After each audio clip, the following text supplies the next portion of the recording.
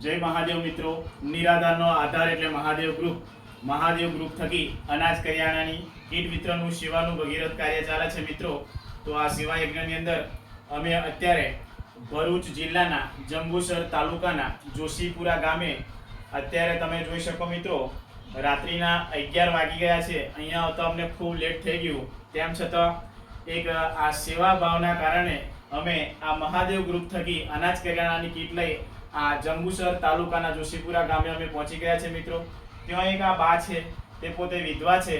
એમના કોળે એક દીકરો છે, પણ દીકરો વિકલાંગ છે મિત્રો. તો મિત્રો ચોક્કસથી આ એક નિરાધાર બા માટે અમે અનાજ કરિયાણાની કીટ લઈ આવ્યા છે મિત્રો.